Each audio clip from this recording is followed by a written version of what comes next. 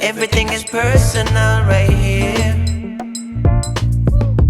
Everything is personal right here. Ladies and gentlemen, boys and girls, welcome to another episode of Everything is Personal. And today we have a special guest with us, Ann Swanson. Welcome. Hi, so nice to be here. Nice to have you.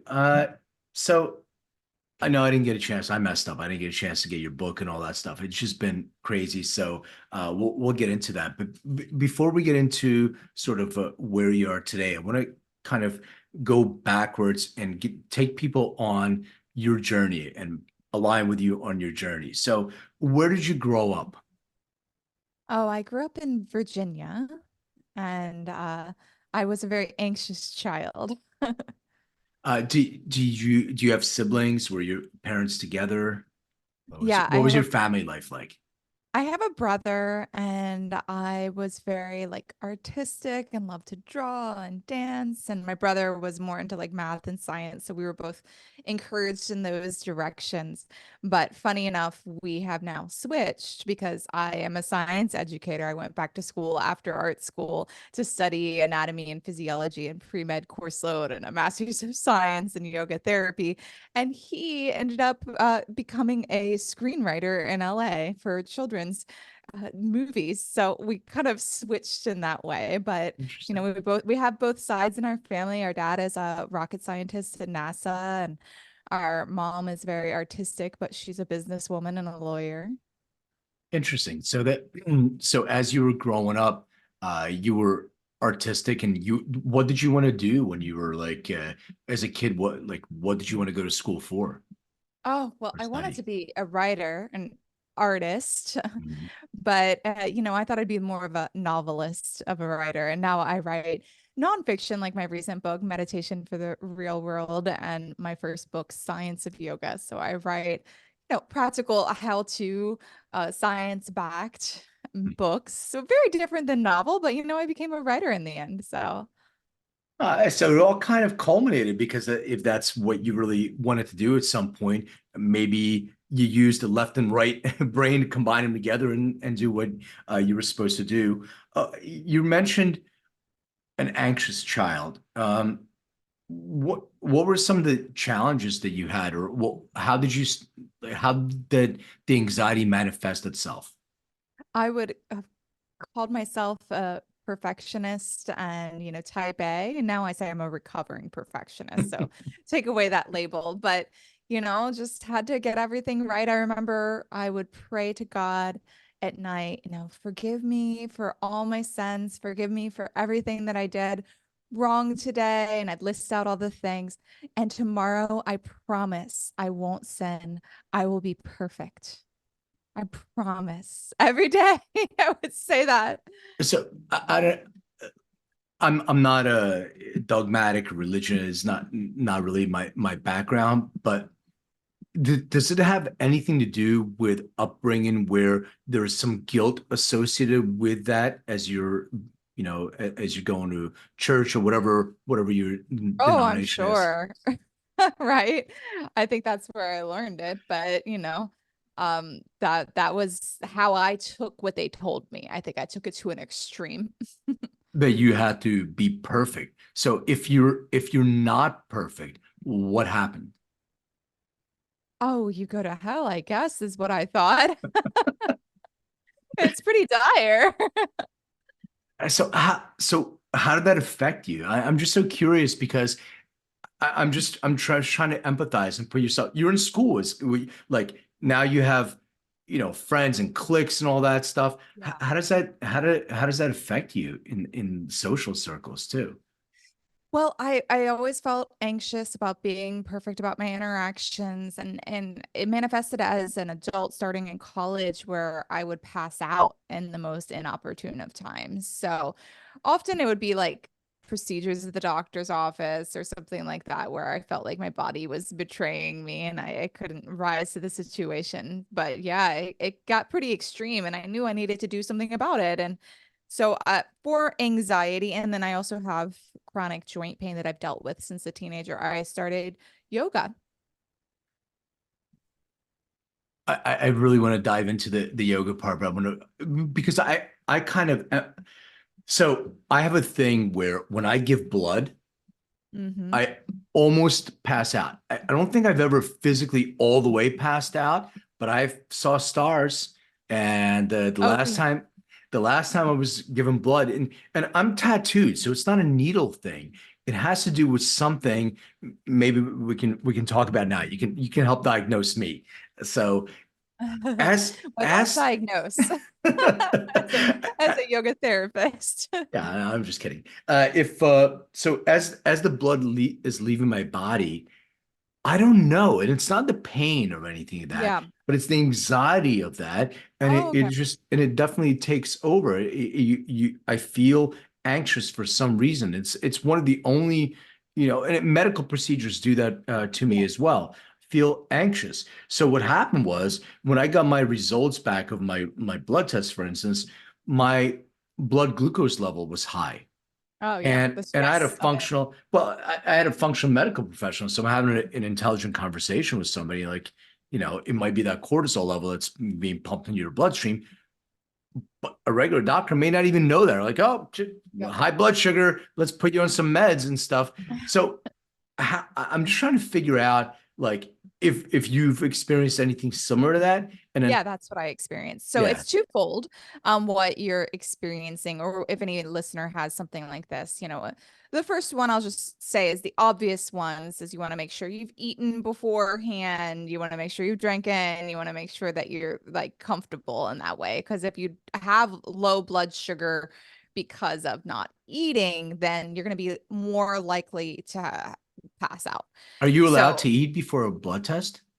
So sometimes you can't. Sometimes they Yeah. require that you go fasted. And that's where I'm in trouble because I'm more likely to pass out. And then I know I'm more likely to pass out. And that makes me more anxious. So the second reason is, as you pointed out, was anxiety. Yeah. And when when you're experiencing that anxiety, you have something called a vasovagal reflex. And so your vagus nerve puts you into this shutdown state.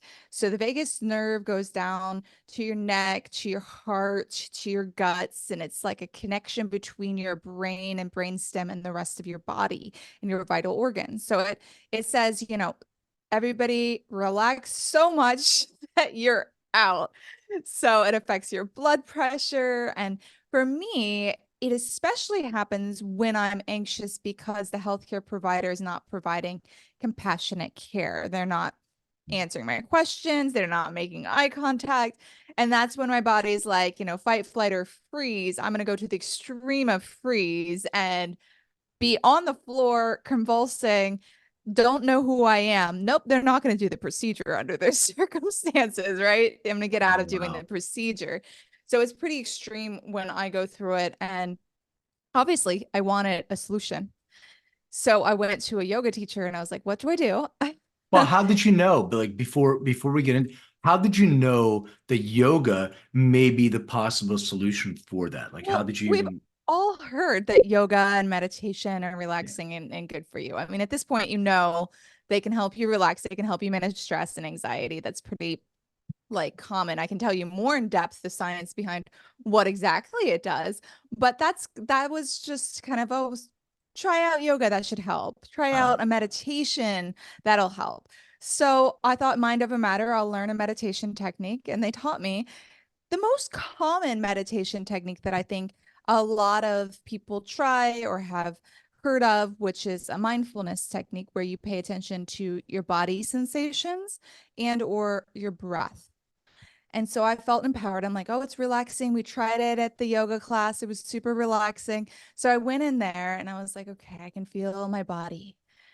Pay attention to the body. Boom, boom, boom, boom, boom, boom, boom, boom. And I'm noticing my heart is beating out of my chest. And then I feel myself go pale and I taste metal in my mouth. oh, And then I notice, okay, my breath and it's betraying me and it's panting. And boom, I'm out on the floor faster than I've ever been before. So I'm like, wait a second.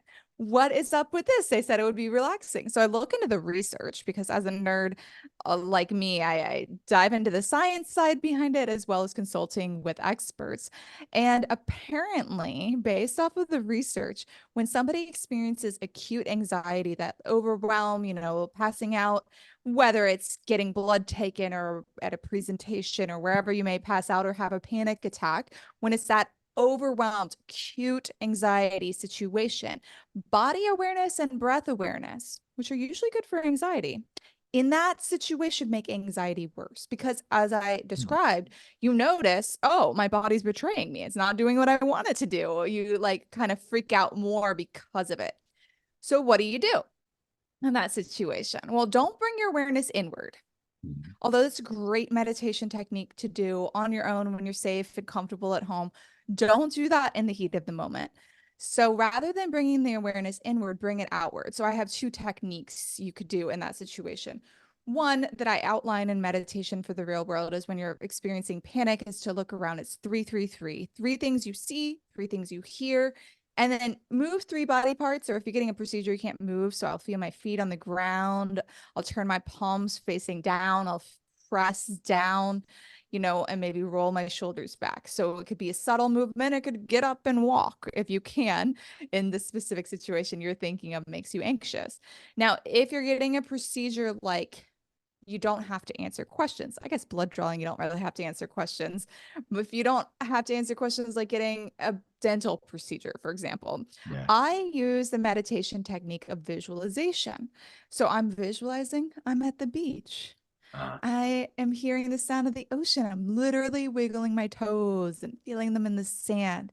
And I'm cultivating the feelings I feel when I'm at the beach. So everybody's safe space may be different. It may be in the mountains and maybe at home with your puppy, but you visualize it and invite it in. So that is more helpful for those acute situations. And so I'd recommend trying that out, either visualization or the 333 technique during those moments. And that's what really sparked me to write Meditation for the Real World, because most people think meditation is one size fits all. I tried the one meditation technique that the guru said was the best, and it didn't work for me. Yeah. I felt worse. I felt more anxious, or I felt like my mind wandered too much. And I just want to say, if you've ever tried meditation and you felt that way, it's not because you're bad at meditating. It's because you were doing the wrong technique for you or for the situation, right? Yeah, I mean, my business is I'm not besides a podcast. Yeah, it's genetics. So personalization is what I definitely lean towards. That's such an interesting thing, the meditation. And I think you're right because so I was diagnosed with ADD when I was a kid, and I tried different meditations. The one that actually connected with me is transcendental meditation for a time, but then after I was doing it for like a year religiously, like twice a day, 20 minutes. I tried very, very hard. And a lot of times it worked. Then kind of my mind just wanders. It's that search for dopamine that my brain is constantly, because there's a lack of it in ADD. So I think what you're saying is so interesting because maybe each person has to find the technique that's right for them. And some people don't even know there's multiple techniques. Meditations, what do you mean? You focus on breath and that's it. But you said, but that makes total sense because I had conversations with people that may have consumed more cannabis than they should have, or the THC, and they had an anxiety event. I don't know. I've never had a panic attack, I don't think, ever. So you can tell me if that's a panic attack. People were having this experience, haven't passed out yet, but having an experience, even though I did have some people that actually did pass out, but an experience where there was extreme an anxiety event. And my go-to, without being an expert, is like, hey, just focus on your breath, kind of thing. Let just think about, but I never thought about it, an external technique. So yes, it's don't tell them to focus on their breath. I know. I gave him bad advice. That was the wrong advice. So if I'm drawing, it's back to me again. I just need to figure this out. Yeah. So if I'm getting my blood drawn, would you suggest that I'm looking around the room and sort of focus on three objects and what they are, and then like you said, move maybe one shoulder and one leg kind of thing? Yeah. What would be a That's technique? one technique. If blood drawing, I like to do the beach technique, Ah, because it's distraction. And sometimes that actually works when they're providing compassionate care. They're asking me about my day. They're like making eye contact, right? That's a form of distraction. So this is a meditative form of distraction when that's not available. So I do like to do that. But yeah, either of those two techniques. Now, the 333 technique is great for when you're guiding someone else. If that nurse were to see me freaking out, they could use that technique. Or for you in that situation, if somebody's like really overwhelmed and having that panic attack, that's when you say, "What do you see right now? What are three things you see? You see me. What else do you see?" And that have them name it. What do you hear right now? What are three things you hear? Have them name it. And then now let's move our shoulders, or you can say move three body parts. Let's get up and walk, right? Because when we're walking, our eyes naturally scan the environment, and the eye movement side to side turns down amygdala activity. Amygdala is that fear center of the brain. So if they're in that fear state, just taking a little walk, maybe getting down the hallway or outside or something different will feel better. So that's what I would recommend to guide somebody else through it. so having that eye side to side eye motion helps as well. Yeah.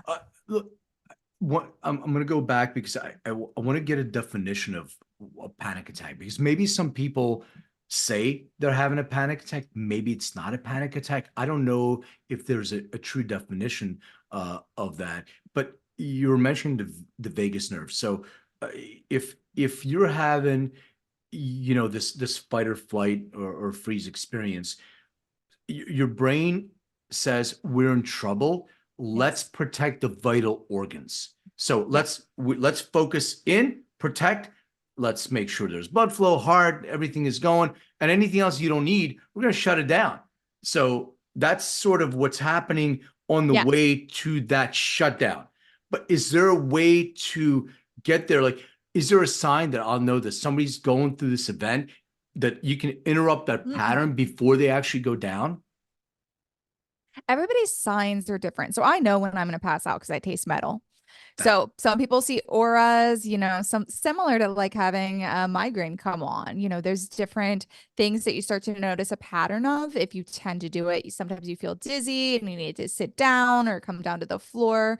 That's actually a really important tip. If anybody ever feels dizzy, have them sit on the floor if possible, or in a low chair. Once I sat in a high chair and then passed out, the whole chair fell with me. I hit my head and they called the ambulance. So I'm not low laughing. I'm not chair. laughing. I promise I'm not laughing. Anybody can see. I had a guest that had Yeah. a very similar experience with blood, and he told them, had a whole conversation with him. They're like, yeah, you'll be fine.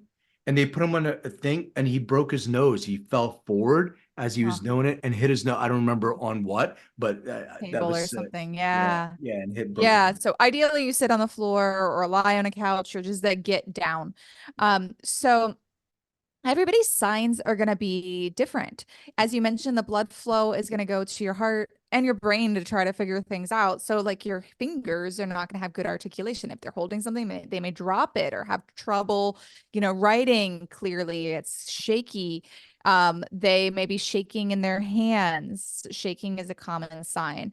Their breath pattern is a big area. You may see them really like panting or feeling off.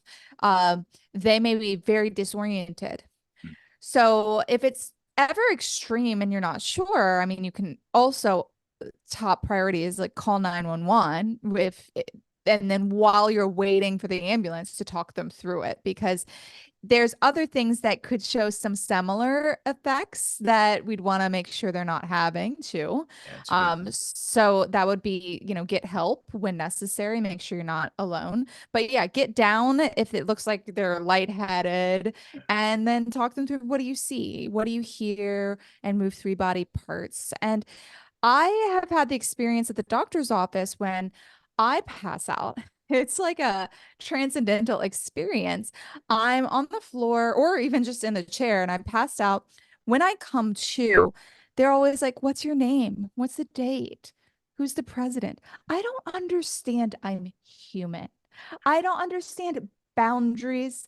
I'm gathering like, oh, wow, where am I? What am I? Oh, I'm actually in this physically bound body.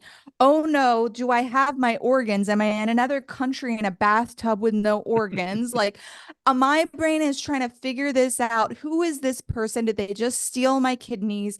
Like, I used to live in places where this happened, Oh, so I it's know. like in my I've been to a head. couple places, like Colombia and a couple other places where yeah, that happens. Yeah, yeah.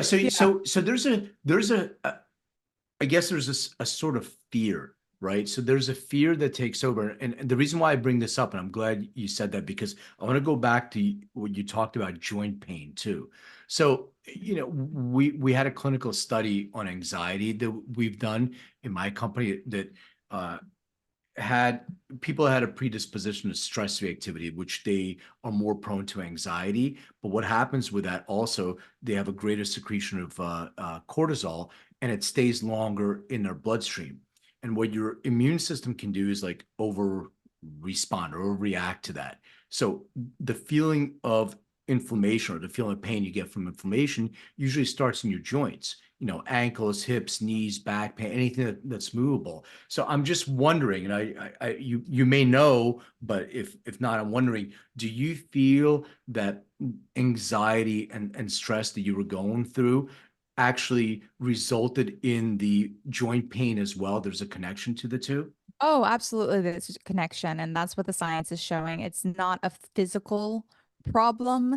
It's really multifaceted. It's not about the tissue damage, and even, I'm a teenager. I don't have arthritis from Right. tissue damage at that point.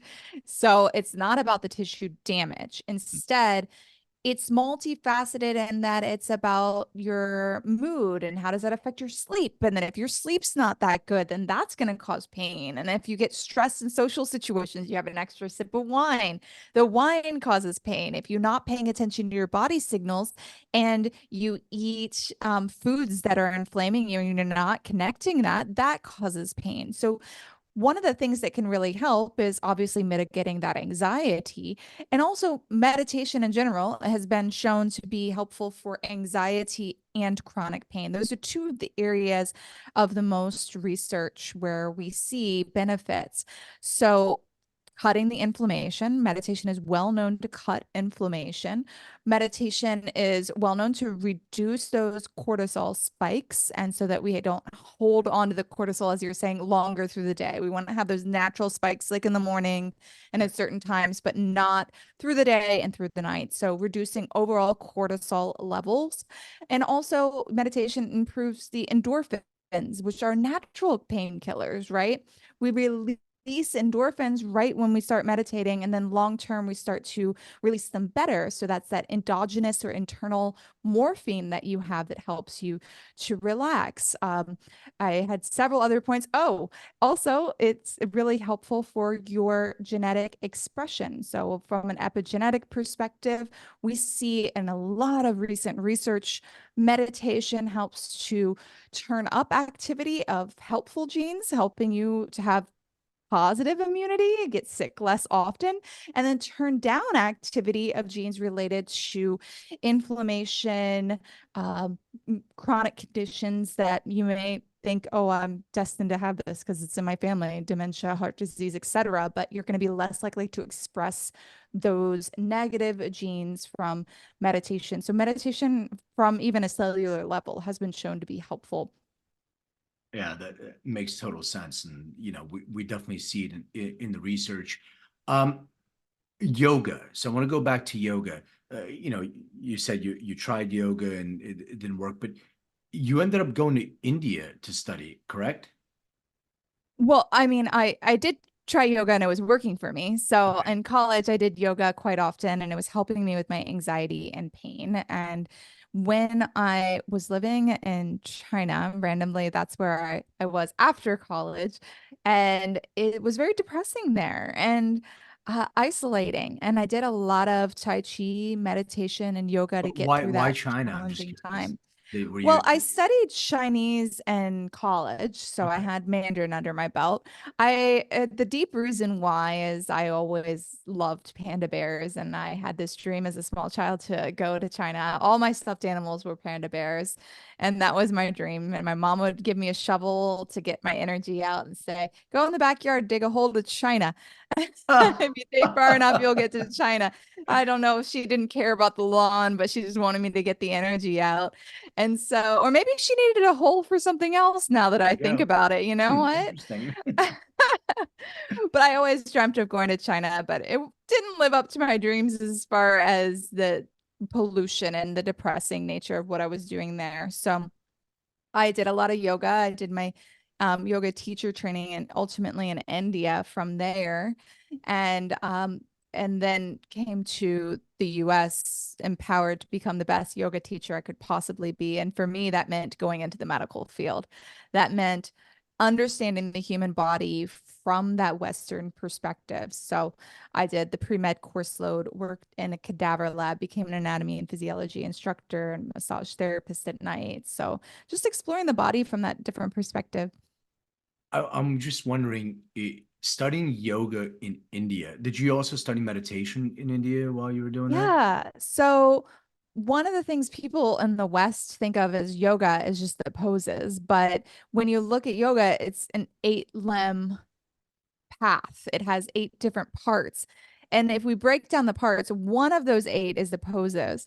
And then depending how we want to break it down, 4 to 7 of them are meditation related or meditation. So meditation is the majority of yoga. So we're definitely getting into a lot of meditation there too in I'm India. just, I read somewhere, what part of India were you in? I was in Dharamsala in the north where the Dalai Lama lives. Yeah, yeah, I was in Chennai, like Bangalore, more in the south. But what I read, and correct me if I'm wrong, is that yoga started from the meditation practice because they were sitting and meditating for so long, they needed to stretch and move, and they were watching animals and how they were maneuvering, and somebody started creating these poses as a sort of to take a break from the meditation so they can kind of stretch their muscles then You're maybe. right and wrong because that was the yoga. So Yeah, yoga is meditation, yeah,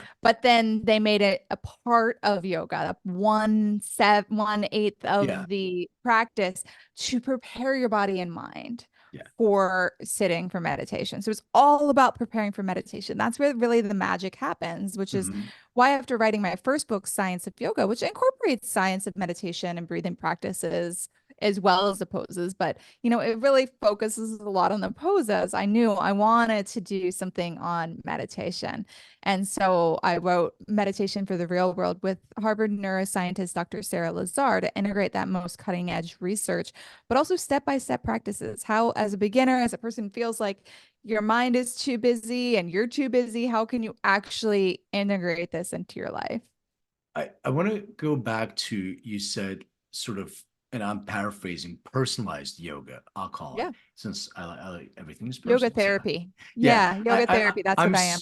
A yoga therapist. therapy. So I'm just so curious about how do you know what type of I'll say yoga, meditation, all incorporated in one. Yes. Breathing practices. How do you know what works for you? Like, what is the process of trying to find out? Well, personally, because you were saying, some things don't work for some people, and Mhm. some things, guided meditation, for instance. Like a lot of people suggest guided meditation, and people who are easily distracted, the voice, some people, I don't want to call out, but there's a very famous person who's does uh, talks all over the world on I'll just leave it at quantum and people can figure out who that is. And there's a long meditation. And I've had so many people that went back to me and said, the voice, this person's voice when they're doing guided meditation, I'm just focusing on the voice, and the voice is irritating to me in some way. So I'm not really Yeah. getting the meditation. So how do you go about finding like what works for that individual person? Yeah, whether it's yoga, the physical poses, or the meditation aspect, the breathing practices, whatever it may be, I say for the individual to figure it out, it's trial and error. And for, me as a yoga therapist, that's why you would work with somebody, is that they would understand and do an intake. And I look at, all aspects of their well-being in life. And from there, we can do more educated and informed trial and error. But, as far as the voice is concerned, uh, you know, that's part of a personal preference. That doesn't mean you're bad at meditating, doesn't mean you're bad at guided meditation. It just means that particular voice isn't right for you. I'm lucky a lot of people say they like my voice and Yeah. my meditation teacher voice, and I get that feedback overwhelmingly, but I'm sure there's some people that it's like, I want a male voice, and that's fine too. Yeah. So some of that is a little trial and error too, but that's also why I wrote a book, because now it's all about the tech, and let me find this app, and it's gamified, and it has pop-ups, and it becomes this social media network now that has more than just meditation. It's like bedtime stories. I'm like, where are the meditations? And so a physical book that has, we're adults, but we love pictures, where it's in relaxing colors. I worked with a New York Times illustrator on meditation for the real world. So it's something about turning the pages and reading and finding the part of what you need. I'm at the airport. I just opened randomly to this Yeah. page about meditations you can do at the airport and in flight, and if you feel overwhelmed in that situation.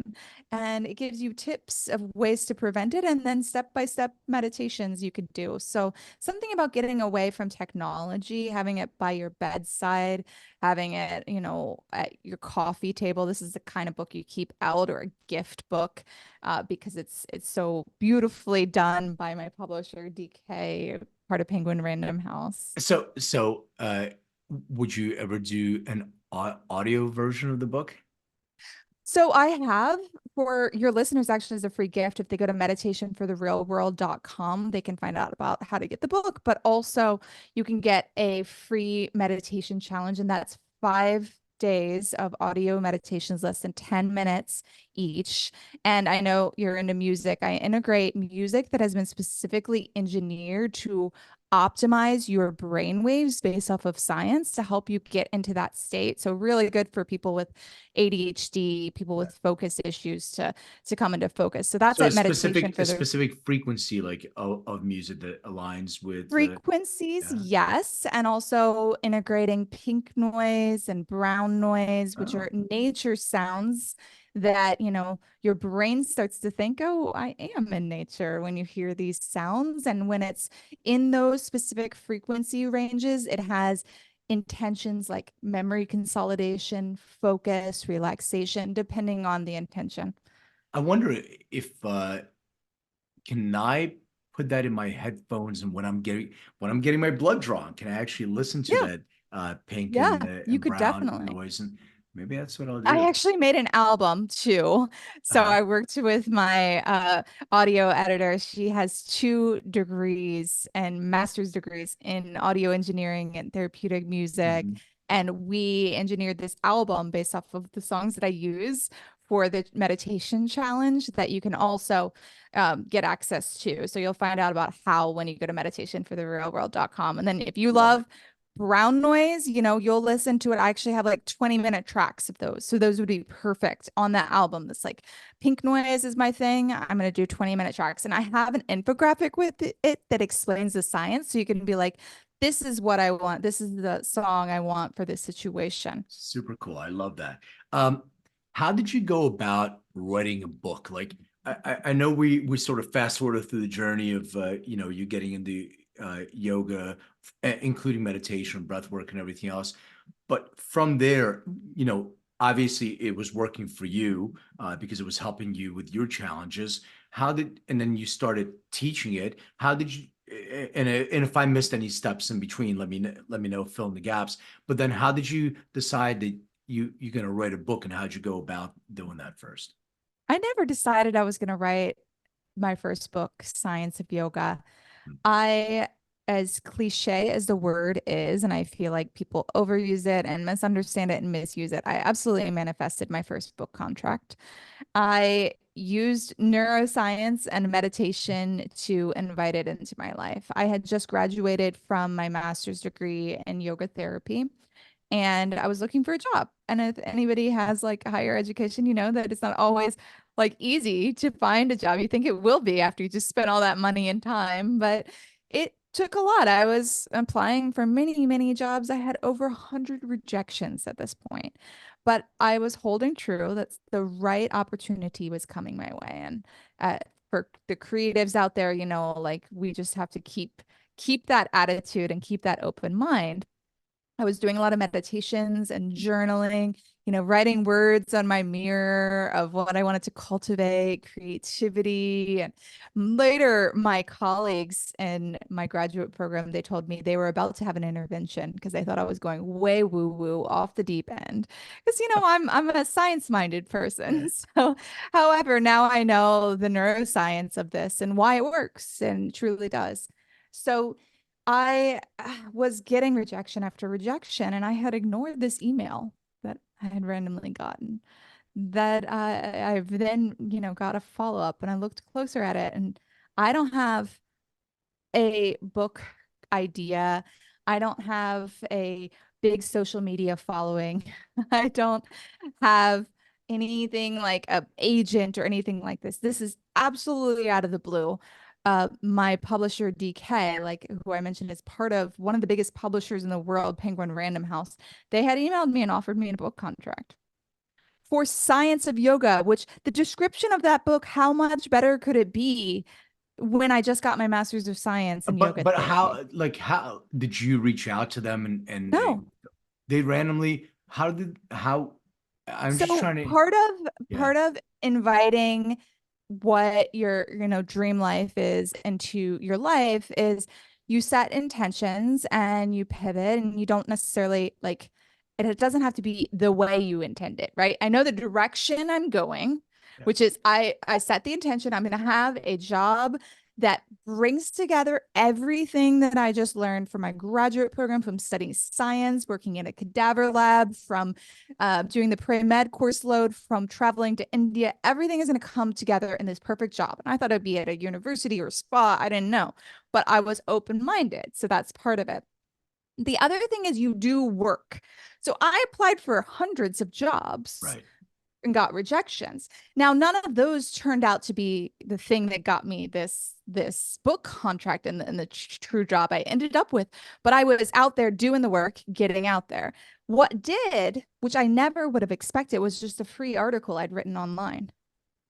So I was I also see. writing articles online. I was just getting out there doing the work. And so that random article I wrote for free, or maybe I got paid $20. I don't know. It wasn't like a big thing. It's just an article I wrote. It mentioned that I had a master's of science in yoga therapy, and that's what they were looking for.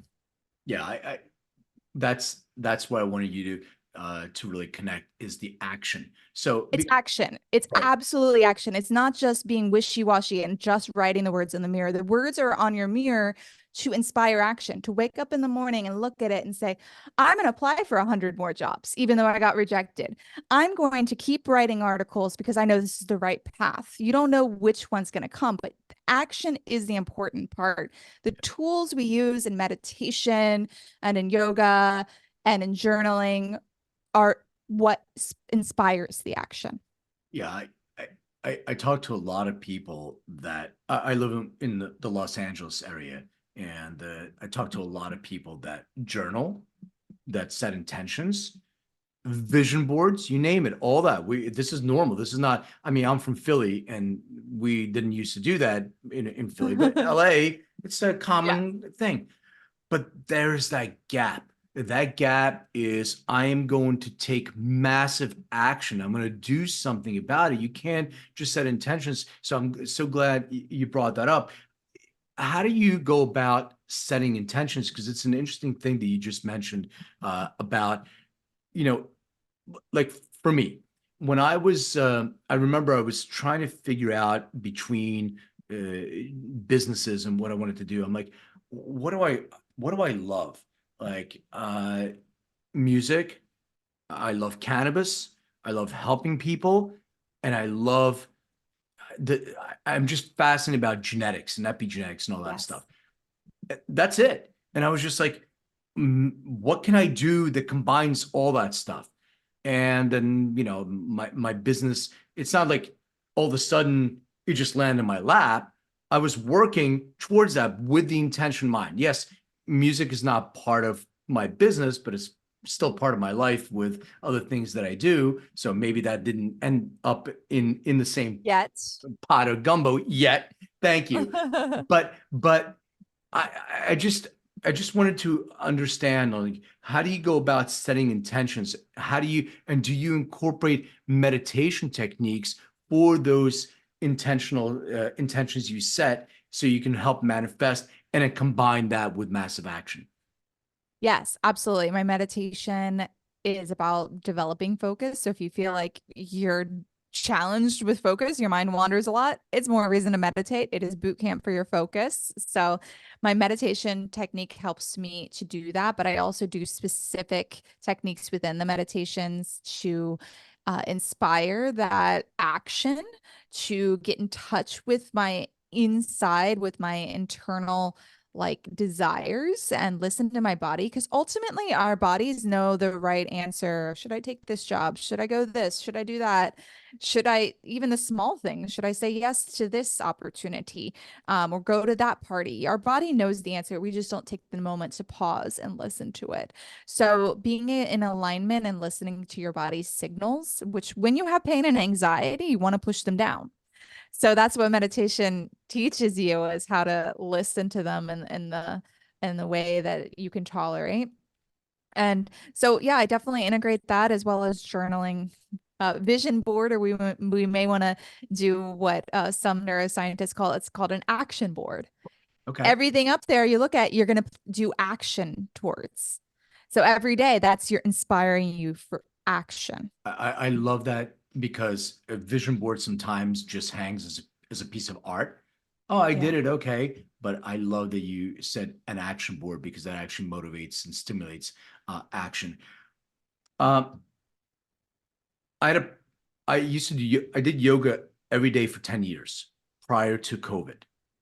Mm, In COVID, I tried to do online classes and I felt disconnected.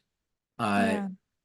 because I love the energy of being in a class with a really good instructor, teacher, and there's a sharing of energies, and I sort of missed that.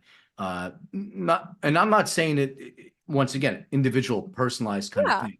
So tell me a little bit about your practice because you do remote or online classes, or how do you go about having this personalized yoga and meditation Oh, yeah. treatment with people?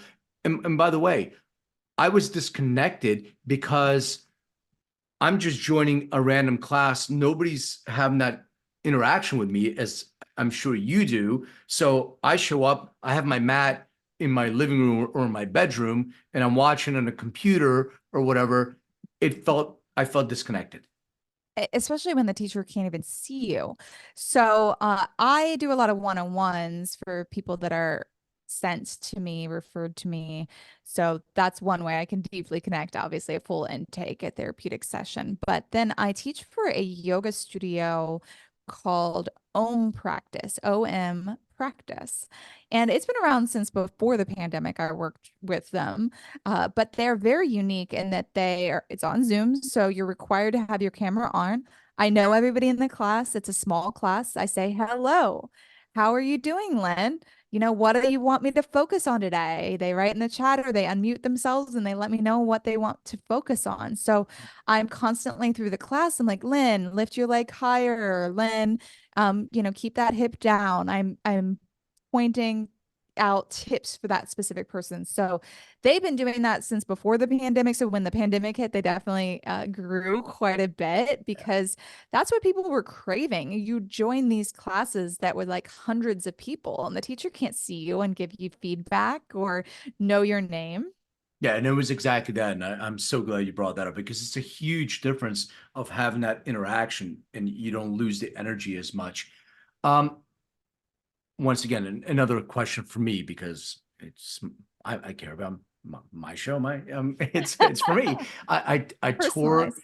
exactly. I tore my meniscus in my knee on both sides, or on one knee, but the front and back lateral medial. And like I'm concerned. I have to get surgery and all that stuff. But Oh yeah. prior to doing surgery, I tried. I already had stem cell, exosomes, all these other things. I'm trying other things, but yoga, I'm a little bit concerned on getting started with yoga again because of my knee. Anything that do you compensate for those kind of injuries? Yeah, I definitely explain all about the meniscus and what's going on in the knee in Science of Yoga with some beautiful images I could show you afterwards. So what you want to do is strengthen, even to prepare for surgery. If you know you're getting surgery, I work with a lot of people that are getting a joint replacement or a knee surgery. And one of the biggest things we do is a lot of strengthening yoga. So that's going to help you get through the surgery and recover quicker. It's like basically a lot of the physical therapy things they're going to give you afterwards are yoga poses anyways. So we might as well already start doing them. But, warrior poses. I do a lot of times with something like a meniscus tear, like a chair pose against the wall. So your back is against the wall. So your knee can be right over your ankle, like rather than forward of it, which might put a little extra pressure. So finding ways to adapt to the poses for knee stability. I focus a lot on arthritis and chronic pain relief, and that's, we want to adapt for the joints so that we can have that longevity of the joints, or as you mentioned, like prepare for surgery. So strengthening would be the biggest thing I would focus on to prepare for that surgery.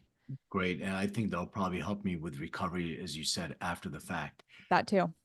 Uh, I wasn't planning to ask you this, but because you spent time in China and out in the Far East, what are your thoughts about incorporating like things like traditional Chinese medicine into, so the practice of well-being? So I also teach Tai Chi Qigong, which incorporates traditional Chinese medicine, and I am a massage therapist. So I do a lot of like acupressure, reflexology massage. I actually teach self massage on YouTube, which sounds like, oh, I'm doing it to myself. But everybody's always like, oh my gosh, 5 minutes of doing that to myself. And I feel like a huge difference. So definitely, I'm all about it. Find what works for you, and that's one thing that does work for me is integrating some techniques from that philosophy. What about plant medicine as a whole? Like I mentioned cannabis, for instance, but there's a whole bunch of different plant medicines. Once again, being in the Los Angeles area, it's Ah, microdosing on psilocybin. Uh, not saying you should not. I'm not yeah. talking about legalities of everything. That's up to the individual, but it is a very common thing that's been happening now. What are your thoughts When I on think of plant medicine, I think about my diet and, you are what you eat and let food but be thy medicine. And so for me, a lot of my medicine is being mindful of what I eat, eating a lot of plants, and cooking a lot. I have to cook a lot for my health. So that's what it is for me. As far as all the other, what the ones that you mentioned, like it's all individualized. And for me, it's like of course I went to art school, I've experimented with all the things. But now my meditation practice gets me to those places. I can go there on my own to that deeper place of presence or realization or reflection that I rarely need an outside substance. Actually, the more I've meditated, the less I drink, the less I want outside substances. But, I think that's all personalized. That's yeah? just been over the years something I've noticed with myself. So I'm curious about food, and by the way, I agree with you 100%. Food is the primary medicine. Living in the U.S., we have issues with our food, lots of issues. Not only do we use, all kinds of pesticides and chemicals and additives that are banned in most of the other places in the world, like in Europe, but we use it here. Uh, and I know that what you put in your body is also personalized too. Some Mhm. people do well. I did my gut microbiome test, so several different Oh, ones, cool. and things like I discovered, like bell pepper. Bell peppers are an extremely healthy, full of vitamin C and D and lots of different. They're an inflammatory food for me based on my Yes. microbiome. So we need to dig a little bit deeper on what works for some people and not Yes. others. But I'm just curious, generally speaking, is there a certain type of combining food, medicine, or wellness or therapeutic with the full? Because I kind of look at yoga as not poses, like you The were saying lifestyle. Yeah. exactly. That's you Yeah. took the word right. Like a lifestyle, exactly. So for me, a big part of my journey, especially dealing with chronic pain and that inflammation, has been noticing what triggers the pain, what makes me feel more inflamed. And sometimes it is healthy foods. It's things that you would think, oh, well, this is really healthy for me, but I can't personally eat that. I mean, I have discovered, unfortunately, dairy recently. That's been a hard challenge for me.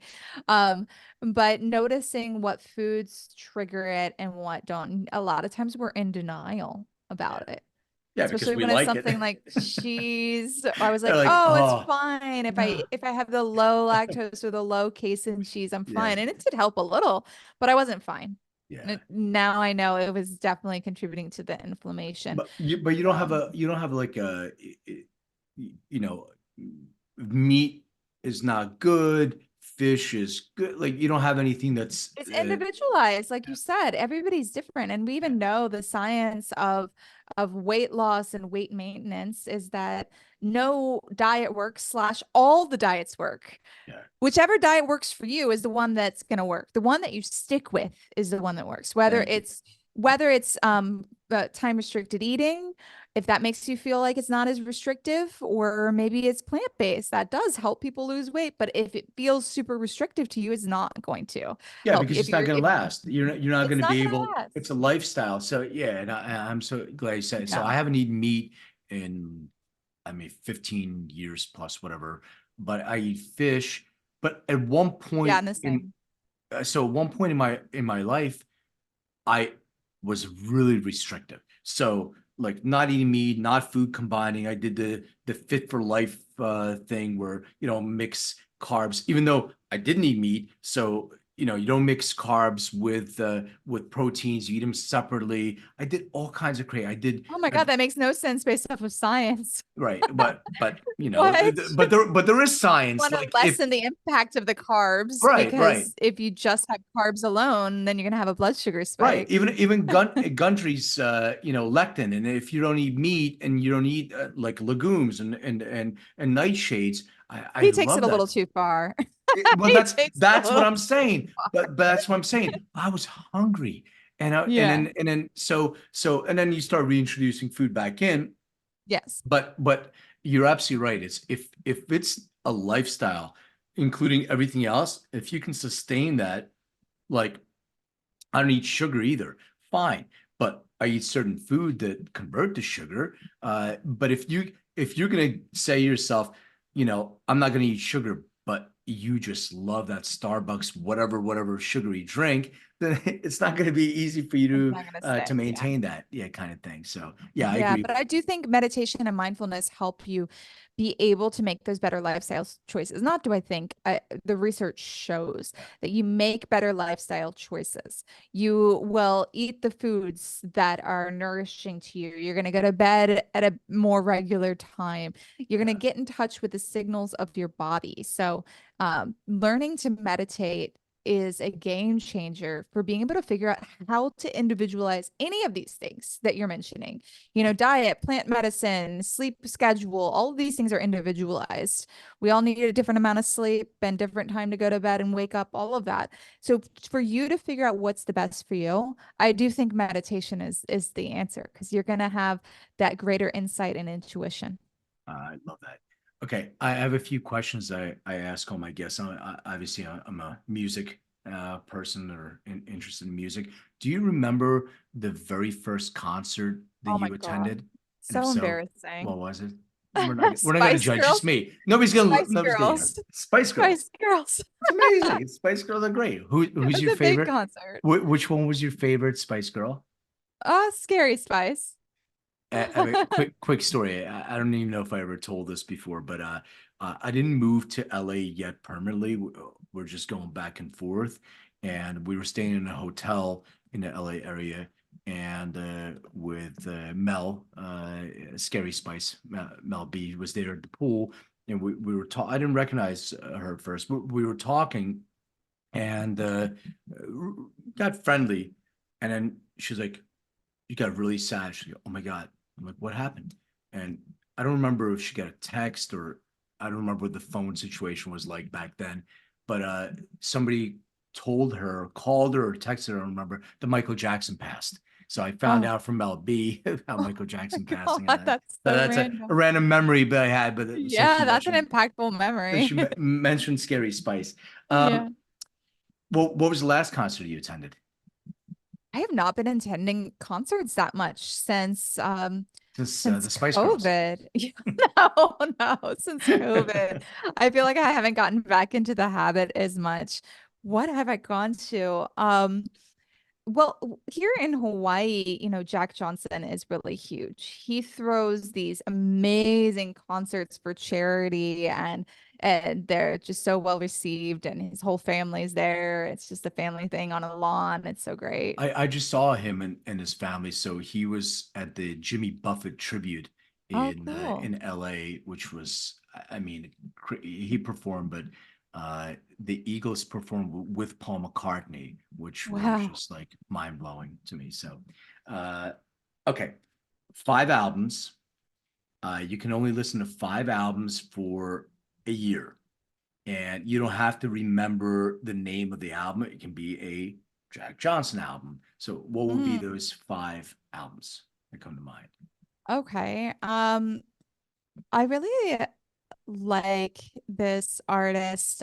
She plays the cello and I've seen her live. She flips the cello upside down and like beats it and stuff. Her name's Zoe Keating. And I find when I listen to it, I'm like super into whatever I'm doing.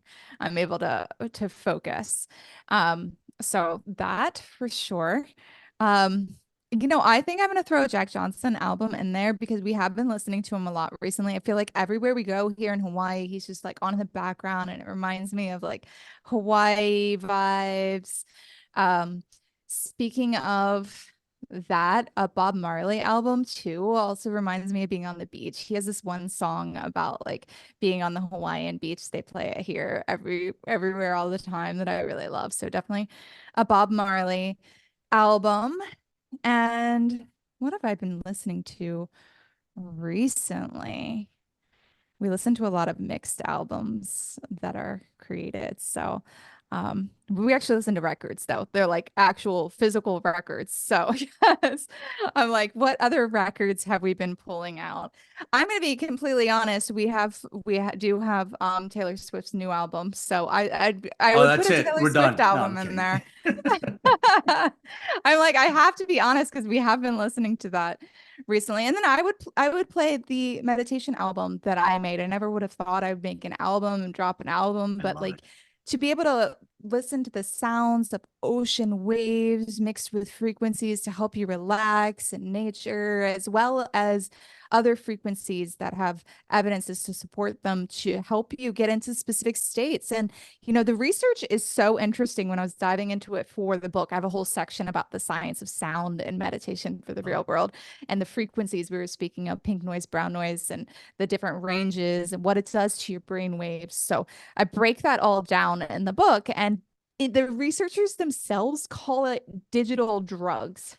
wow. That's how strong the effects on your neurochemistry, your neurophysiology, the release of endorphins can be, the change of brain waves from sound. It's so powerful, which I is can't why wait. Yeah, I can't wait to Yeah, listen definitely to check that. it out. Definitely. So that, and then, doing them with the meditations and the Yeah, meditation challenge, which is what your listeners can get at for meditationfortherealworld.com. sure. That's the best way to be in contact. I think that the song you're thinking about is Ziggy Marley, not Bob, because he Oh, is sings. it? I mean, Bob Marley, absolute staple, but I think he's got that Yeah. song "Beach in Hawaii." I think that may even be the name of it. Yeah, "Beach yeah, in yeah, yeah. Hawaii" was I was thinking it was Ziggy Bob Marley. Marley. I was like, Ziggy. yeah, there we go. They sound very similar to Sun, so It it's definitely has close that vibe. close enough.